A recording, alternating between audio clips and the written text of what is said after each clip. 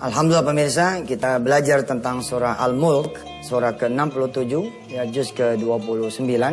Insyaallah mudah-mudahan ini menjadi hadiah lebaran buat saudara-saudara semua. Parsel dari Antv, dari saya atas izin Allah Subhanahu wa taala.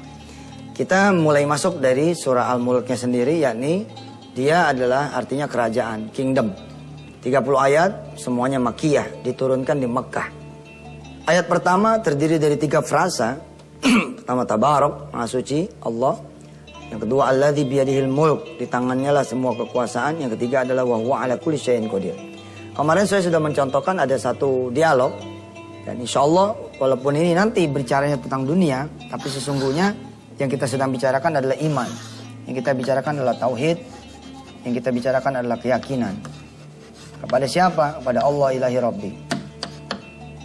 Ada dialog dari saya punya saudara, begitu nih ceritanya. Suf, 2-3 minggu sebelum Ramadan, bukan Ramadan tahun ini, Ramadan tahun berapa begitu. Suf, nanti saya pinjam mobil ya. Gitu. Saya bilang sama dia, jangan pinjam, minta aja. Dia kemudian bingung. Dia bilang, minta, emang boleh? Karena persepsi orang adalah minjem aja belum tentu dibagi, apalagi kemudian minta. Tapi saya bilang, jangan ama aneh. Mulailah dia paham. Siapa? Ame Allah. Iya saya bilang, pinjemnya, mintanya sama Allah.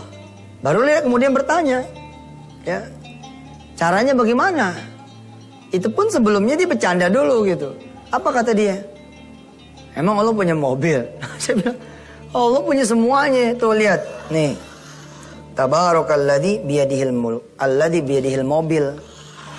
Sesungguhnya di tangan Allah lah semua mobil itu berada. Alladzi biyadihil modal, di tangan Allah lah semuanya itu modal. Alladzi biyadihil obat, di tangan Allah lah semua obat itu berada. Alladzi biyadihil rumah, di semua rumah itu milik Allah. Alladzi biyadihil anak, alladzi biyadihil jodoh, alladzi biyadihil apa lagi? Karir, alladzi biyadihil gaji, alladzi biyadihil hasil, alladzi biyadihil toko, semua al-mulk. Bahkan alladzi biyadihil jannah, di tangan Allah semua itu surga. Masya Allah. Nah orang kan biasanya mikirnya begini ya. Maka saya suka bilang begini. Jangan melihat pada kemampuan diri yang serba terbatas. Tapi lihatlah kemampuan Allah yang tidak berbatas. Wah ini saya pegang banget nih kalimat ini.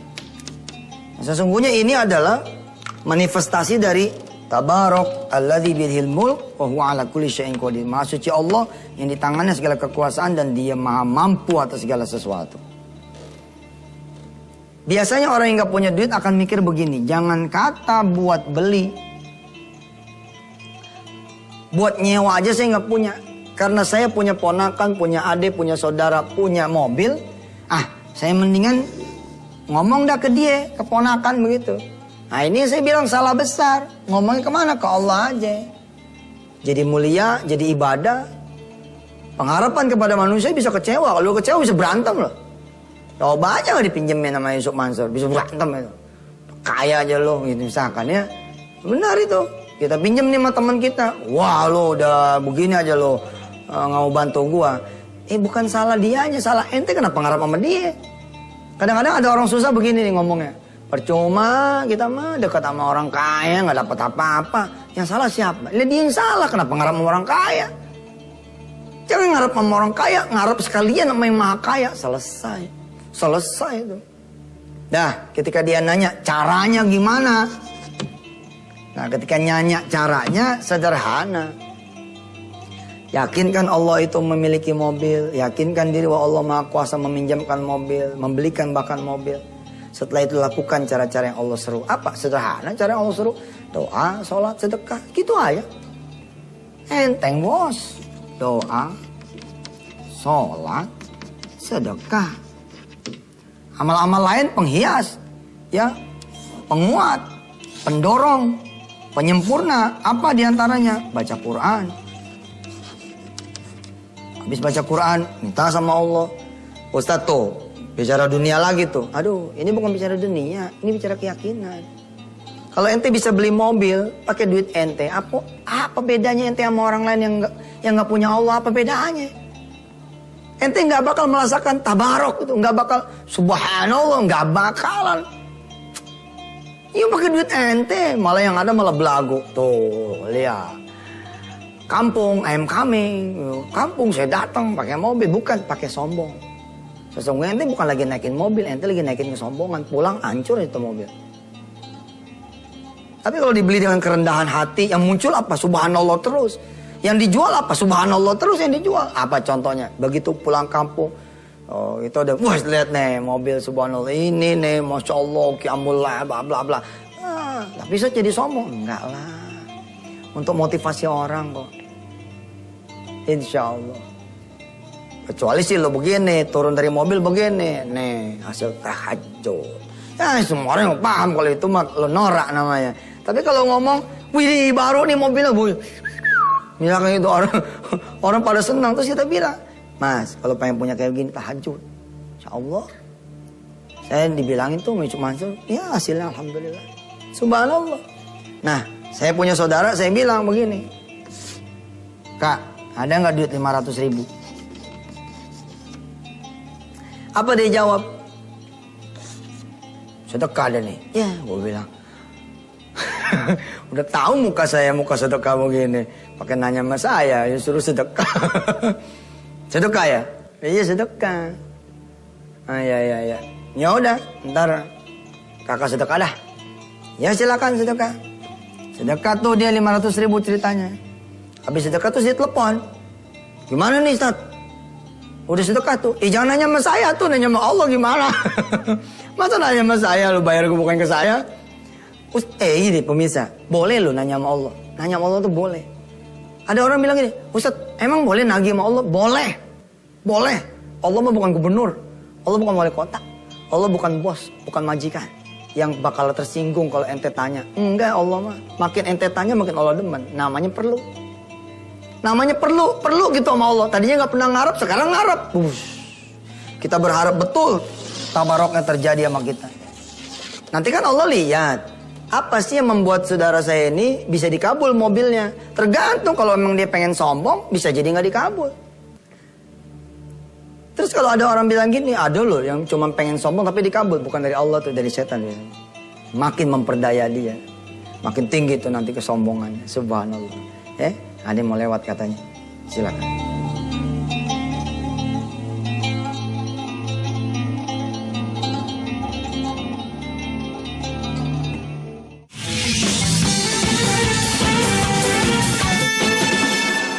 Nah, tadi kan saya bilang dia H-2-3 minggu ya, 2-3 minggu before Ramadan.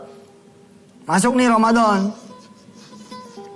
Makin lama makin dekat, makin dekat ke hari raya, tinggal 1 minggu. Dia telepon lagi dah nih. Tat, gimana ya? Belum ada tanda-tanda nih. Sabar aja. Insya Allah gak bakal meleset. Saya hibur nih. Tapi hibur ini sebenarnya bahaya ya, mengurangi keyakinan nanti. Apa hiburan saya? Ini cerita atas Allah. Kalau nanti pun lebaran ini lewat, nggak dapat mobil, baik sangka sama Allah. Siapa tahu kalau dikasih mobil nanti malah masalah. Tenang aja. Subhanallah, ternyata benar. Menjelang hari raya, ada dia punya tetangga datang ke dia. Pak, saya mau pulang kampung. Udah klasik dah begini dah. Udah klasik dah. Ente nggak perlu meragukan Allah. Apakah Allah akan menjawab atau tidak? Apakah Allah akan mengganti atau tidak? Apakah Allah akan mengabulkan atau tidak? Yang ini nggak usah ente tanya-tanya, nggak usah diraguin. Yang perlu buat ente pada saya, kita semua ya, pertanyakan adalah teka-teki gini, gimana ya caranya Allah ini mengabulkan, lewat cara apa ya? Karena yang begini ini exciting nih pemirsa, excited banget itu. Kayak saudara saya tiba-tiba tetangganya datang, Pak, saya mau pergi keluar balik kampung, saya nggak bawa mobil, nggak bawa apa namanya naik kendaraan, naik udara. Saya titip ya rumah saya, titip mobil saya. Subhanallah. Dan saudara yang luar biasanya, 500 ribunya dipulangin. Barangkali bapak pengen pakai mobil saya, pakai aja pak, ini buat sekedar cuci mobilnya. Berapa? 500 ribu. Pakai aja katanya, pakai aja. Dia pura-pura jaim nih. Oh iya saya jaga. Malah jaim. Padahal senang banget, harusnya lompat-lompat. Kenapa? Karena ini berita iman. Ini berita iman loh, betul. Ini bukan berita cuman mobil, ini berita iman. Ente dapat mobil gara-gara 500 ribu. Nyewa di mana? Coba hari raya lu gope. Nyewa di mana? Motor gua nggak dapet gope.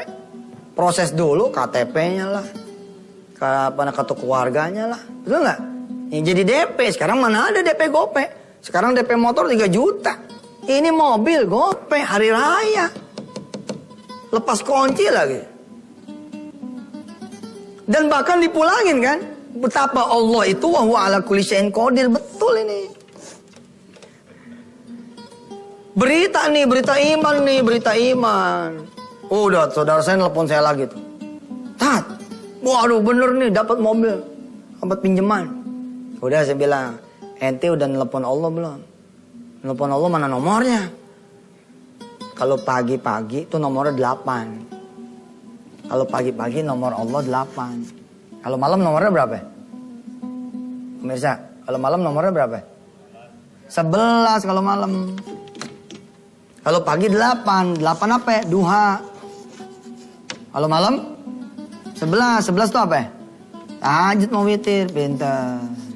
Sini ke depan dikasih duit. 8, telepon 8. Atau nomor doang, atau nomor. Tapi 4 salam. Tek, lapor. Sujud. Set, wasjud, waqtarib. Sujudlah pada Allah Subhanahu wa taala dan mendekatlah. Bilang, makasih ya Allah, saya dipinjemin mobil. Kalau bisa nih orang jangan pulang-pulang dari kampungnya. Wah, insya Allah tuh. Dosa loh. Nyumpain orang gak pulang-pulang. Dapat tuh wa ala kulli syai'in qadir. Kesebut gak tabaroknya? Kesebut. Subhanallah, luar biasa Allah ya. Dia nih bisa jadi malah udah tidak berdoa loh. Udah tidak berdoa nih. Yakin. Orang kadang-kadang bukan kayak saya, bukan underestimate ya sama siapapun gitu. Enggak. Tapi siapa sih yang bisa terus-terusan berdoa? Pagi, siang, sore, malam. Mobil. Lu gila juga jadi mobil mulu. Hanya Allah yang mengingat saudara punya doa. Walaupun terlontar hanya sekali. Cuman Allah. Cakep. Datang dah nih. Begitu ketemu hari raya ngobrol. Tet. Ini kan minjem nih. Ntar orangnya kan datang berarti pulangin lagi kan ya. Supaya nih mobil gak dipulangin lagi gimana caranya? Saya bilang sama dia. Kakak kan ngasihnya 500. 500 emang cuma minjem nih. Coba dah keluarin 5 juta. Gitu saya bilang. Keluarinnya 5 juta. 5 juta ya? 5 juta doang nih harganya. Murah dong. Makanya orang kalau kenal ilmu sedekah. Kenal ilmu tabarok. Kenal ilmu alladzi biyadihil mulk. Kenal wa huwa ala kulli syai'in qadir. Beres. Enteng banget. Beli apa-apa enteng bener. Enteng. Sejengkal dah. Mekah sejengkal. Rumah sejengkal, mobil sejengkal, apartemen sejengkal, bini sejengkal. Kenapa pada susah nyari bini? Bukan susah nyari bini, lu pada nggak berdoa, itu aja resepnya. Yang lu lakukan apa? Nyari. Udah nyari, maksiat lagi. Begitu dapat satu, cemek-cemek, pegang-pegang. Habis aja lo nggak redo. Yang mempertemukan siapa? Yang mempertemukan itu Allah kan? Nah abang saya ini, kakak saya nanya. Kalau mobil ini nggak dipulangin lagi, bagaimana ceritanya? Gampang, tambahin aja udah 5 juta nih buat beli. Iya. Ntar deh, dikeluarin deh. Keluarin aja tuh 5 juta. Nah lanjutannya seperti apa? Silakan, lewat dulu.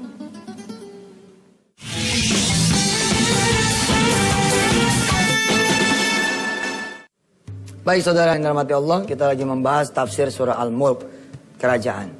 Saya berusaha membawa penafsiran ini kepada perilaku dan kejadian sehari-hari supaya saudara merasa dekat dengan ayat-ayat Allah, dengan firman-firman Allah. Insya Allah benar-benar tidak keluar dari koridor penafsirannya.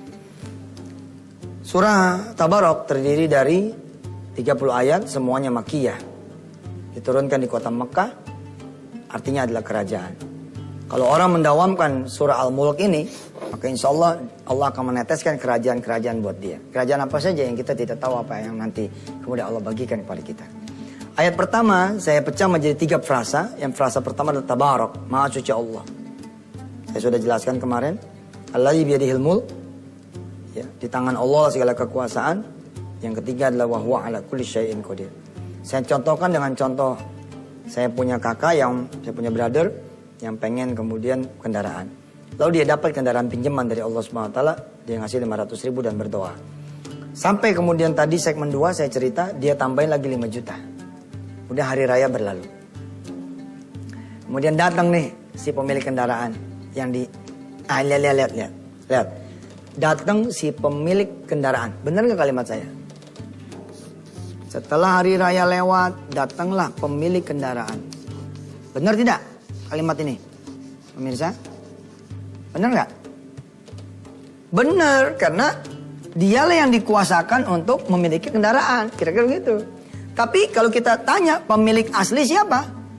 Pemilik asli tetaplah dia, Al-Malik, Raja, yang tidak ada lagi raja di atas dia, yakni Allah Subhanahu wa Ta'ala. Jadi yang punya mobil siapa sejatinya? Allah. Datanglah malam-malam. Pak, makasih udah jagain saya punya rumah, punya mobil. Ya, boleh saya minta kuncinya? Kasih nih kunci rumah. Kunci mobil masih dia tahan, bahasa gerak tubuhnya masih nahan nih. Tapi ditanya mana orang, kunci mobilnya mana? Oh iya. Dalam hati gini, kan gue udah bayar 5 juta. Kok tetap ditagih nih? Iya, kasih. Kasih tuh kunci mobil. Makasih ya Pak, saya pamit dulu. Assalamualaikum. Waalaikumsalam. Telepon langsung adenya nih. Tat, diambil lagi Tat. Gitu. Diambil siapa ya? Diambil yang punya. No. Yang punya Allah Subhanahu wa Ta'ala. Udah lapor ke Allah belum? Saya tuh gak demen tuh pemirsa. Kalau lapor ke manusia jadi nomor 1. Lapor mah nomor 1 itu harus Allah. Kalau perlu nomor 2 Allah, nomor 3 Allah, nomor 4 Allah, terus Allah aja udah. Gak ada cerita manusia. Contoh tadi saudara saya bilang kan, ketika dipinjemin mobil nih. Kan dia langsung ngebel aneh sebagai berita gembira kan. Itu salah rundownnya itu. Man, woi dipinjemin nih mobil. Wah subhanallah. Nggak benar itu. Yang benar apa? Tahan ngomong sama Yusuf Mansur. Tahan ngomong sama istri. Tahan ngomong sama suami. Tahan ngomong sama anak. Ngomong sama Allah dulu. Cakep kan? Kita nih, ente misalkan diangkat sama Allah Subhanahu wa Ta'ala. Ya kan yang angkat Allah kan? Ya, misalkan, Fulan, kamu jadi manajer. Terus siapa yang saudara kontak pertama kali? Percayalah, kalau dia punya istri, pasti bel istri.